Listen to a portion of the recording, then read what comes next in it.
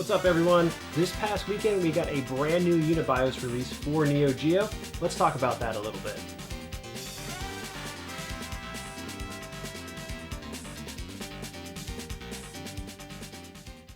So yeah, we got a really nice update for the Unibios that so many people are using on their Neo Geo AES consoles, arcade MVS boards, and even with emulators. We were previously holding pretty steady for some time at 3.3 and then received this major version change to version 4.0.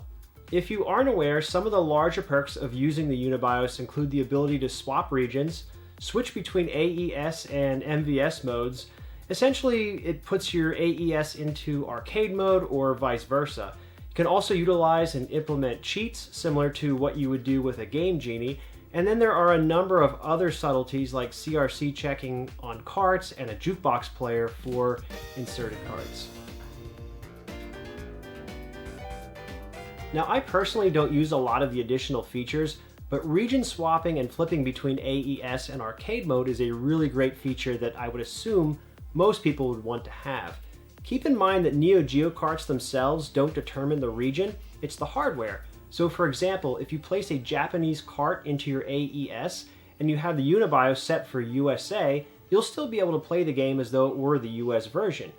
In some cases, you may still need to configure language options, but overall you get the general idea here.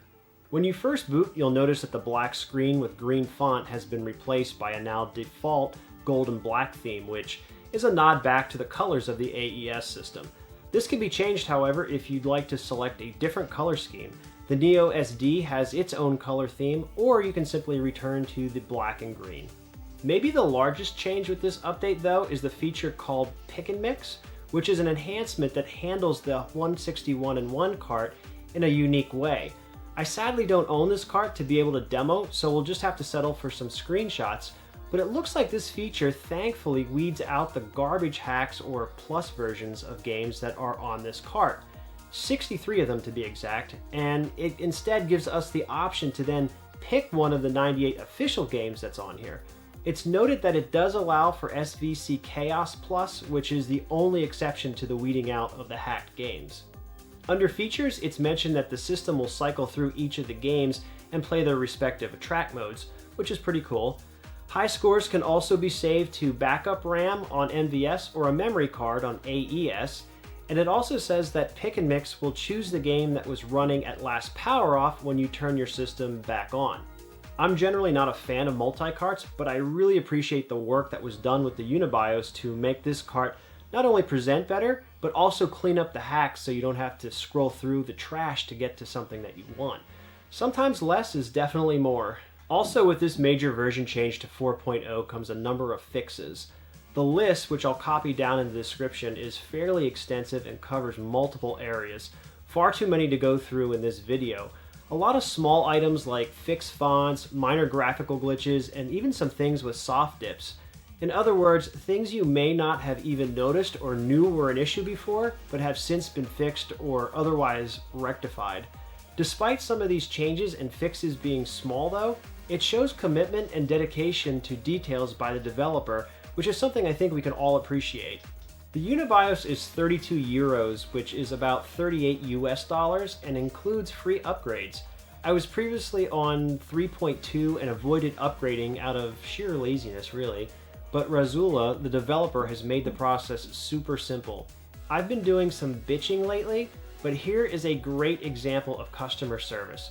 Raz recognized that I could erase and burn my own chips, and so after sending him a pic of the 2 Unibios chips that I own, along with confirming my serial numbers, he simply sent me 2 new BIOS files back so I could flash my own chips. This negated having to mail the chips back and forth, which was really awesome and saved me a lot of time. It was literally an instant upgrade. He answered my emails and sent the files back all within roughly an hour, and this was on a Sunday. Raz will also make the previous version of the Unibios available for free on his website, so if you just want to try it out, version 3.3 is there for downloading. Overall, if you're into Neo Geo, this is definitely something you'll want to have in your original hardware. If you're just getting into Neo Geo and the Neo SD is a little out of reach financially, This latest version of the Unibios makes the 161-in-1 multi-cart a little bit cleaner of an option than it is on its own, and it's a lot cheaper than the Neo SD. Regardless of your situation though, there are definitely a lot of great reasons to have a license to this BIOS, and you should consider supporting RAS and development if you haven't already done so.